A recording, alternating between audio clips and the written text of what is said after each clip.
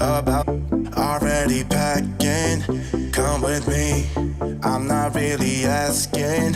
We'll get away to a place where we don't know.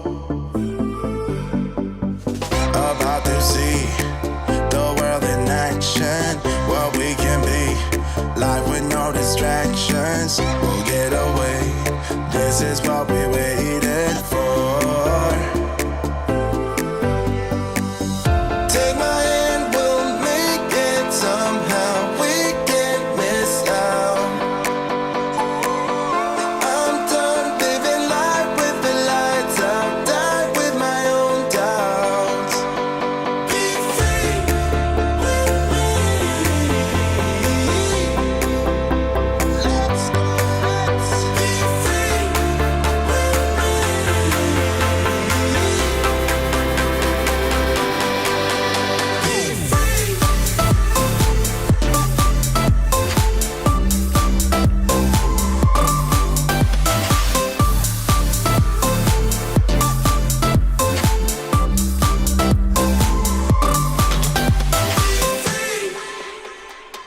Now looking back, eyes on the freeway, Bonnie and Clyde, a classic cliche.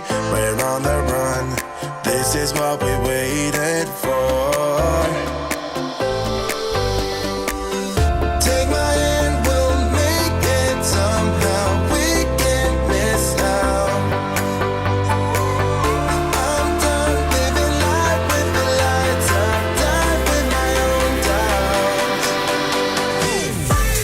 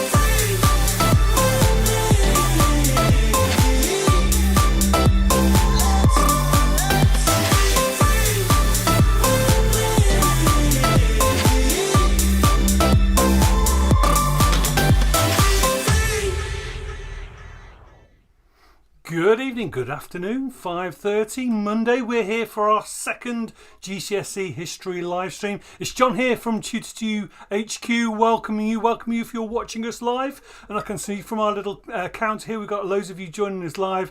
And also a very big welcome if you're watching this on replay. And we know hundreds if not thousands of people will be watching this on replay once we transmit it. And I'll come to that right at the end of the session. So we have 30 minutes or so on the Spartacist Uprising of 2019, and I'm joined tonight by our most popular and experienced presenters of GCSE History, Rocky in the middle and Duncan on the right hand side of your screen. Good evening both. Good evening. Hi there. Are you both well? Very well, thank you. That's good. Yes, thank you. Are you ready for this? Oh, yes. As always. Ready and round to go. Excellent stuff, Duncan. If you've not joined one of our live streams before, we've got 30 minutes or so of quick, high-intensity activities interspersed with some exam gold information. We'd love you to get involved, so if you are watching us live and you are able to use the chat window, then please do so. We'd love to see some of the answers that you've got, and we'll respond to those and give you a name check if you're there helping us out with your answers. Always useful for us to see what you've got to say. But if you two gentlemen are ready, our watchers are ready, we'll make a start, shall we? Absolutely. Let's get going. Okay, so we're going to start with a type of quiz called a 10-second countdown. So questions are going to come up on the screen, and you'll have 10 seconds while the rocket takes off to type an answer into the chat window if you're watching live, or to come up with an answer of your own if you're watching on catch-up. So first question, when was the German Communist Party, otherwise known as the KPD, founded? When was the German Communist Party founded? T-minus 10 seconds. 10, 9, 8, 7, 6, 5, 4, 3, 2, 1. We have ignition.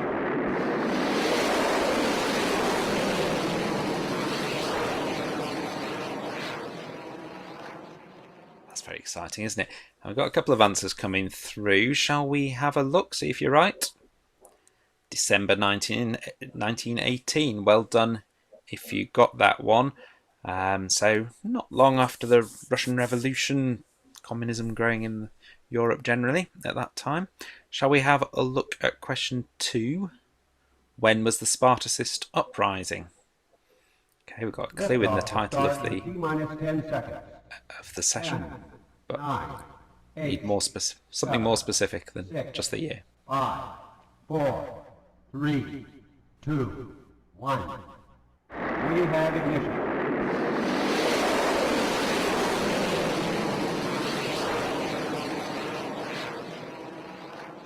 Okay, 2 answers, but that one might have stumped a few of you.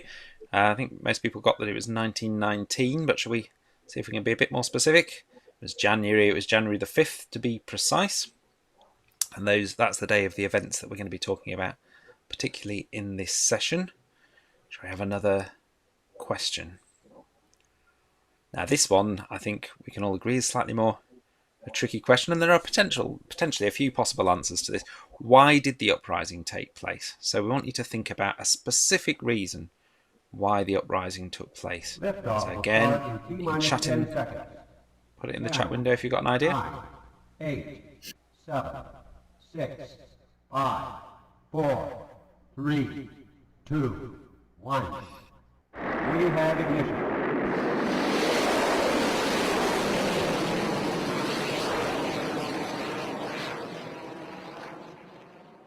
Okay. Shall we have a look? Okay, so as I think a few of you noting there are a few possible broad causes and long-term causes of what happened, but the kind of the sort of immediate spark of it was on January the 4th. Ebert, who's the Chancellor, sacked Emil Eichhorn, the Berlin police chief, who was popular with the workers. Is there anything you want to add about that, Rocky? Yeah, just as you say, obviously you've got this short-term immediate cause or spark in January the 4th, and then the workers take to the streets in January the 5th, which obviously ties in with the last question. And then from January the 6th, by January the 6th, it grows even more, and then you've got around, well, in fact, it ties into an answer a little bit later, but then you have tens of thousands, maybe even more, hint, that take to the streets on the 6th of January. So yeah, it's a process that builds up very, very quickly. Excellent. Okay. So I'm going to hand over to Rocky now for some true or false questions.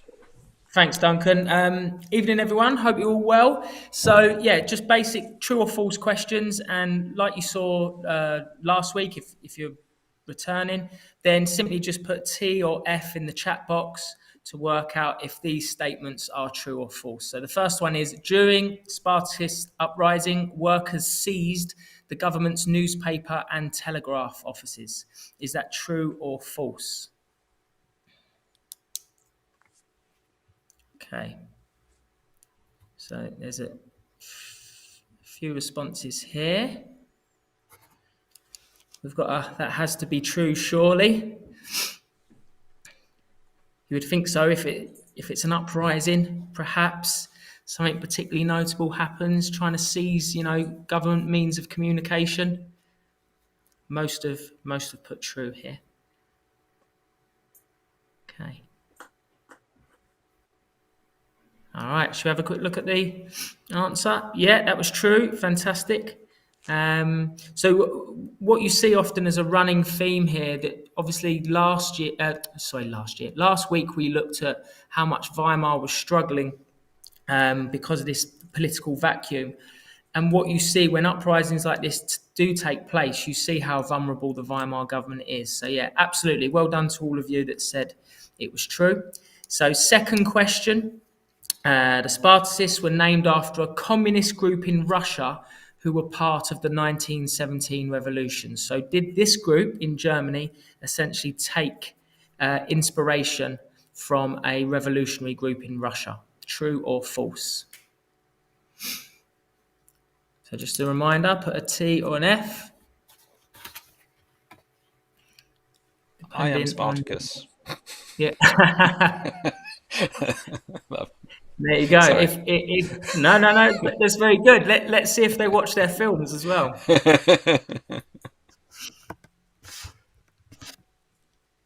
Okay, I think that clue's giving it away, Duncan. Yeah, Well that was a bit of a clue. I should join in here. No, I'm Spartacus. done. Very good. Yeah. So if you didn't already know, yeah, the answer is false. They're not named after a revolutionary group in Russia. Instead, they are named after a famous gladiator or military leader who sort of campaigns on behalf of slaves during the Roman times. And if you haven't checked out the movie, you should. It's excellent. Absolutely. Classic. Okay, so the Freikorps or the Free Corps were demobilized soldiers from the war used to crush the uprising. Okay, so that one might be a little bit trickier. So, were the Freikorps responsible for crushing the uprising? So, where we talk about demobilized soldiers, so these soldiers are not part of the army officially anymore. True or false? Obviously, because we've just got, the First World War's just happened. There are a lot of demobilised soldiers to potentially use in this way, aren't there? That's it. And we said last week as well about the sort of the chaos that ensued, whereby a lot of these demobilised soldiers were returning to Germany, still with weapons, still with military equipment. So, did the government harness that in any way? Okay. A few answers. Should we take a look? Brilliant. Okay, that's true. So a few of you got that right. Well done. Yes, so in the short term, obviously it means that this uprising is dealt with and these demobilised soldiers, the Freikorps, are able to deal with the uprising. But sort of medium to longer term, that proves quite difficult for the government because obviously they've essentially relied on a group that isn't necessarily part of the government or shares all the government objectives, but what they are linked with or what they are tied by is just this hatred of communism. Essentially, that's why Abert's able to get them on board quite quickly. So if you got that one right, well done, very good. Okay, so the Spartacists and the workers who took part in the demonstrations were fully armed. So this is a question about organisation, isn't it? How organised do you think these communists were as they took to the streets on January the 5th and the 6th? So you might want to think about as well the answer to the previous question because it might give you a bit of a clue.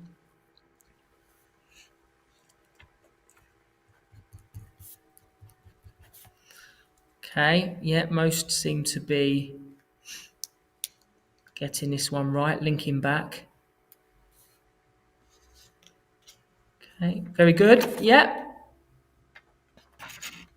That's right. So that's false. So it's one of the reasons, it helps explain one of the reasons why it was dealt with relatively swiftly. So, the strike lasts for around 10, 11 days. Officially, and this links to another question actually a bit later. Let's see if you're paying attention. But officially, sort of the uprisings dealt with January the 13th and then the leaders are dealt with a few days later. But ultimately, one of the reasons that the Freikorps can deal with them relatively quickly is because not all of them are fully armed. Should say as well that the 100,000 that take to the streets in January the 6th, they're obviously pro-left, pro-communist, anti-government, but it's not necessarily, I don't want you to think about this being like a fully mobilised armed unit or, really, really sort of organised and able to rally around a single cause. A lot of this is just quite spontaneous, really, and it's about how the Spartacists tend to sort of mobilise that sense of antipathy towards the government. But yeah, that's the one. False. Very good. Okay, so I nearly gave this answer away because I do like to waffle. But Liebknecht and Luxemburg, the two leaders of the uprising, they were both killed. Is that true or false? So, do you think the government were prepared to administer rough justice, as it were? Okay, so we've got Ben, thank you very much. We've got true here. A few other students getting involved as well. That's good. This one's caused a little bit of debate here, and got some true, some false. Okay, well done. Let's have a little look, please. That's it. True. Excellent. So what you see is obviously the uprisings dealt with on January the 13th, and then January the 16th, a few days later, both Liebknecht and Luxemburg, Rosa Luxemburg, known as Red Rosa, because obviously red is the colour of communism, as it were. They are killed, which I suppose the government's trying to use this or use them as an example for others not to have any other ideas about future uprisings. Not that it works, but there you go. Okay, so we've got another activity now called 3-2-1. In a moment, some music's going to play, and while that music's playing, I want you to think about 3 reasons why the communist movement was strong at this point. So can you think of 3 reasons why communism is strong in Germany in 1918, 1919? 2 names of the leaders during the uprising. I think that one you may well have it depends if you were paying attention a moment ago. And then 1 statistic, and specifically how many people took part in the uprising. And again, if you were paying close attention earlier, you might have an idea with that one. So you'll have 2 minutes to answer those questions. So if you can type your answers into the chat window if you're watching live, or you can make a note of them if you're watching on catch up. 2, 1.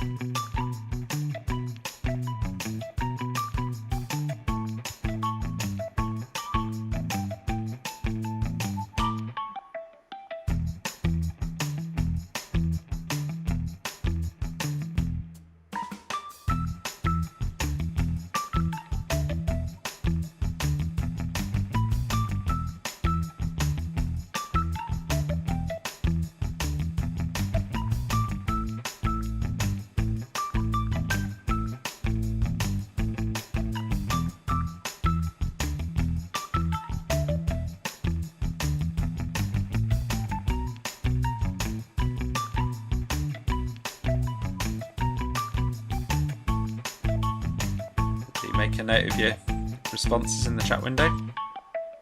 Don't have to write them all down at once. You can just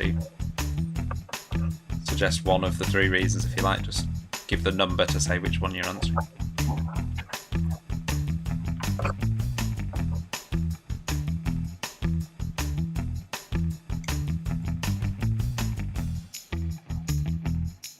Five, 4, 3, 2, 1. Okay, so well done. I've seen some good answers come through there. Probably the first one, in some ways, might be the trickiest one, but because the other ones, if you've been paying attention, we've had the answers earlier. So one of the reasons why the communist movement was strong at this point was it was financially backed by the Soviet Union. The the new Soviet Union was funding communist movements in other countries to try and encourage revolutions, and Germany is no exception. The communists have 33 daily newspapers. That's amazing, isn't it? When you think about it, when you think how many, to be running that many daily newspapers, and there were 400,000 members, which is quite a lot. It's quite a lot. So those three things together to make it strong. We did have the names of the leaders on an earlier question. We've got their full names now: Rosa Luxemburg and Karl Liebknecht.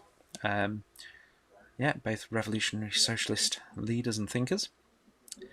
And finally, 100,000 people took to the streets at its highest, wasn't it? I think that's right, Rocky, on the day where there were the most out was 100,000. Yeah. Okay. So, very good. Anything else you want to add there, Rocky?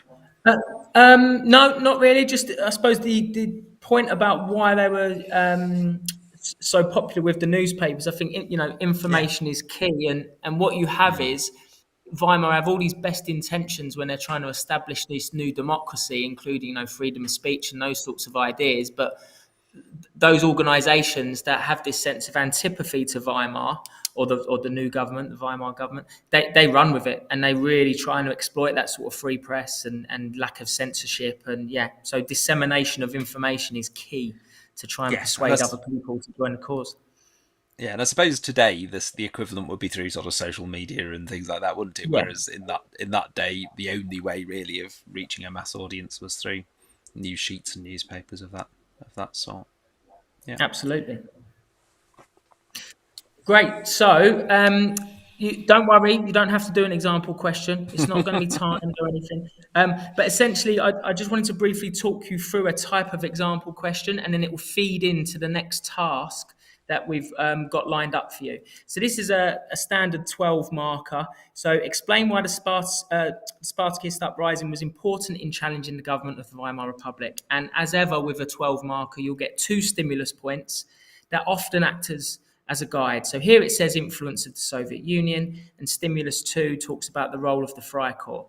So ultimately you want to be consistently linking back and thinking, okay, in terms of the information I know, why is that important in challenging the government? And often those stimulus points, they give you, hints as to where you can take your paragraphs. So stimulus 1 talks about the influence of the Soviet Union. So essentially you might want to talk about that the Spartacist Uprising reveals that communism is a growing threat in Germany at that time. And then you can use the information about the role of the Soviet Union, the 33 newspapers that Duncan just mentioned, the fact that they've got 400,000 members. So you can use that information and then link it back to the question.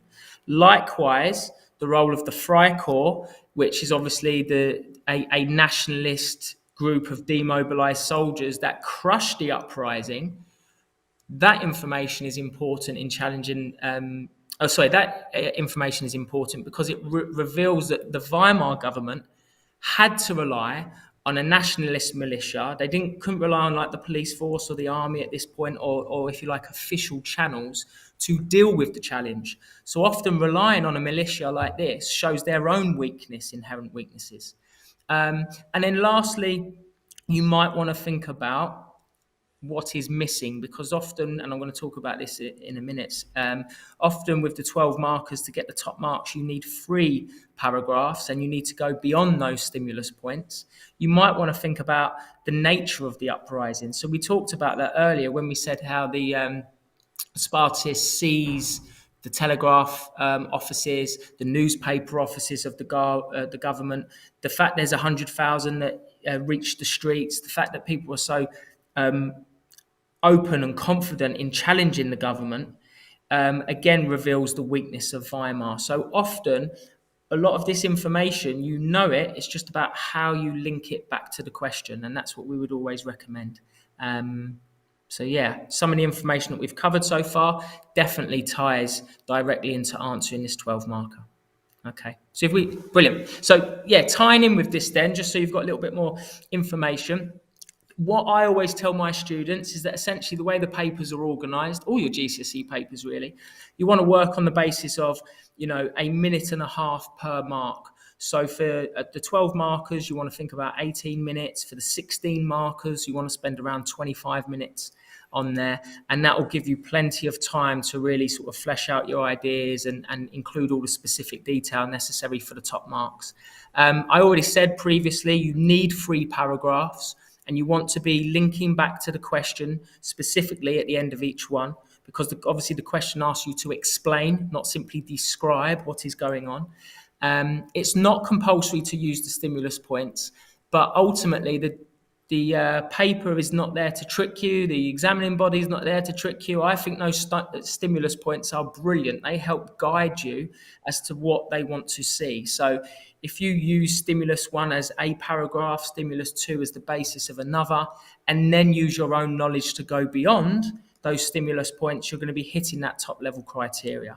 And then lastly, you do not need an introduction or conclusion for a 12 marker. You can just go straight into it, 3 solid paragraphs linking back to the question. If you have time and you feel really confident, you might want to do a little summary at the end, which takes in all like the key themes and key factors. But honestly, you can get 12 out of 12 by simply writing 3 clear paragraphs that link back to the question. Great stuff. Okay, so bearing all that in mind, we have something called the connection wall. Now, what you'll see with the connection wall is 16 key phrases or, pieces of information, and each of these can be grouped into 4 groups of 4. So ultimately, you want to be thinking about where are the connections, okay? So what I'll do, I'll give you sort of 30 seconds to a minute just to, familiarize yourself with some of this information. And then you want to be thinking instantly about, okay, where are the connections? And then after a minute, I will give you a few little clues that you might want to be looking out for.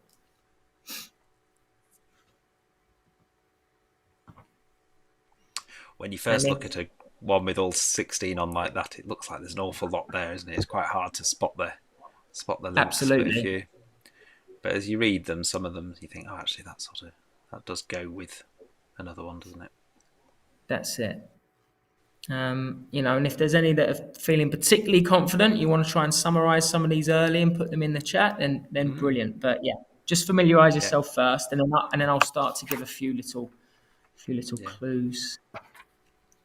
Yeah, if you spot a link, let us know. And even better if you can say what all 4 are with that link. Yeah, absolutely.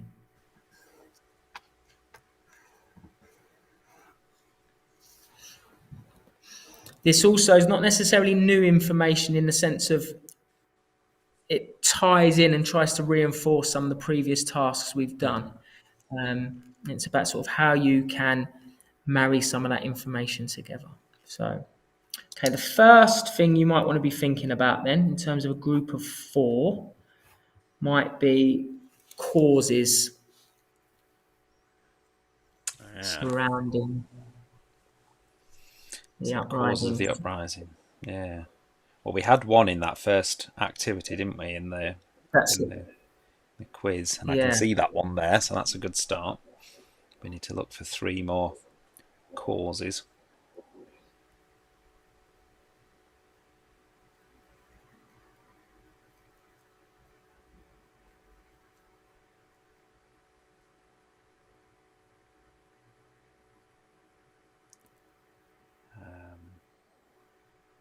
Okay, you might want to think also maybe about short-term or long-term causes, the immediate causes or the long-term. Should we have a little look? Yeah. There you go. So you've got obviously KPD funded by the Soviet Union, which so the Communist Party funded by the Soviet Union. But within that, as the communists sort of try and infiltrate this or become part of this Spartacist uprising or embolden it, obviously that links to why the Spartacists are able to revolt and why the movement gets, or the communist movement gets head of steam. Obviously, the the sacking of Emil Eichhorn, which Duncan spoke about earlier, is a real short-term cause. The idea of communism being a growing sort of ideology amongst many Germans, very popular. And then don't be afraid to look at things that we, looked at last week and tie them in, sort of some of those longer term causes. The political vacuum following the end of World War I means that communists feel emboldened. They feel that their ideology can fill that vacuum. So, great. There we go. There's causes. So you might want to think next, just maybe look for some key events of the uprising that show, how serious it was, perhaps. The 12 marker that we looked at was, why was it important in challenging the government? So are there 4 pieces of information that tie in with that?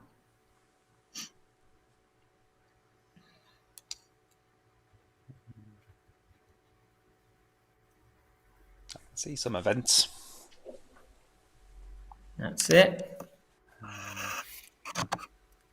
Again, some of this information we've already gone through. So it's important because A, it's obviously reinforcing it, but B, not every task requires new and different information. It's just about applying it in a different context.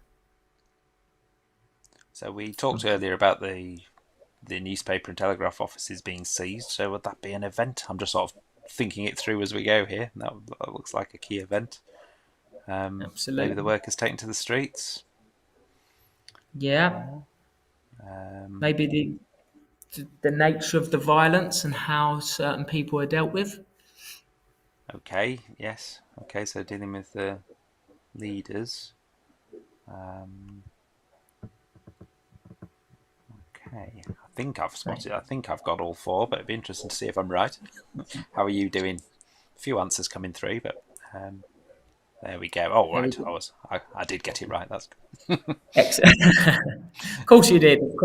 Yeah. So obviously we spoke earlier, didn't we? The government newspaper and telegraph offices are seized, which shows how strong the movement is. 100,000 workers take to the streets, shows how popular it is. The role of the Freikorps getting involved, and Aber leaning on the army to sort of partly manage that, shows how much of a threat they deemed this uprising. And then lastly, the severity in which they dealt with the leaders. So, the killing of those shows again how ruthless the Weimar government could be in its early days, and arguably how much they feared the communists too.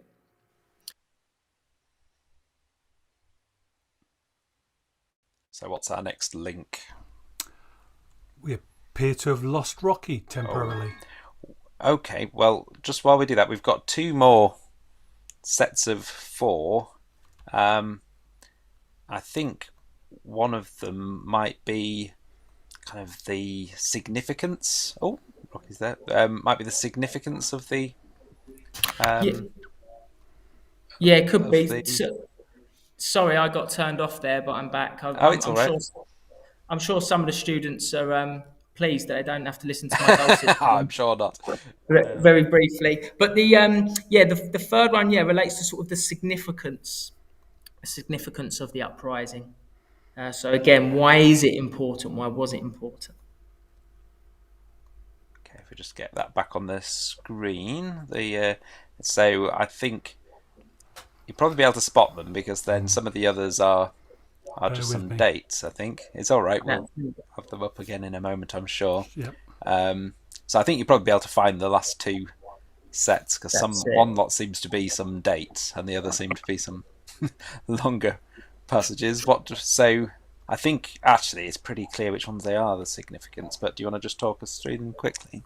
Yeah, so that obviously the government being ruthless ties in with the murdering of Luxembourg and Liebknecht. The government not being able to enforce authority within their own capital. Obviously this uprising takes place in Berlin and they have to rely on the Freikorps to do it.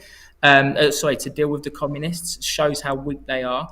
Again, links to the 4 boxes in green. Communism is a real threat to Weimar stability, and people are very scared of it. And like I've said, the government need the military to enforce law and order. So often you'll see these things.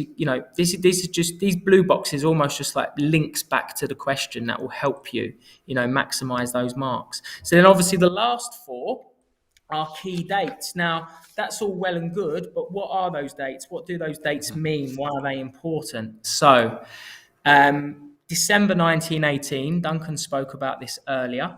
So, this was when the Communist Party were founded. January 4th, 5th, and 6th, we mentioned this earlier also. So, 4th is when Abert sacks Emil Eichhorn. The 5th is when the protest emerges. And then the 6th is when you've got those 100,000 workers on the street. So you really see this movement gain momentum very, very quickly. So with the 13th and the 16th then, it links to obviously when the rebellion actually stops. I believe I spoke about the 13th earlier. Yes. And then the 16th, Cole Liebknecht and Red Rosa killed. So Okay, marrying.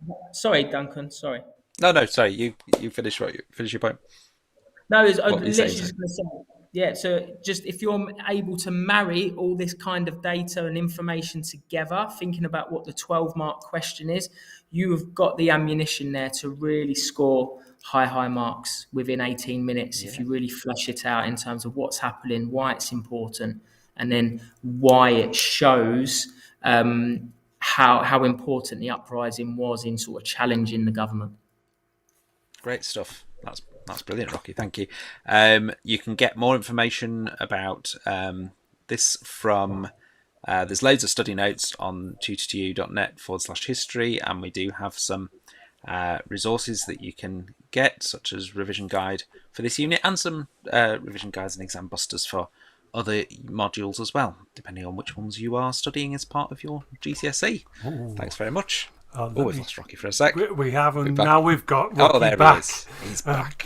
Apologies all for that little technical it's glitch there. We got through it all in the end, though, and We not did. far off our 30 minutes as well.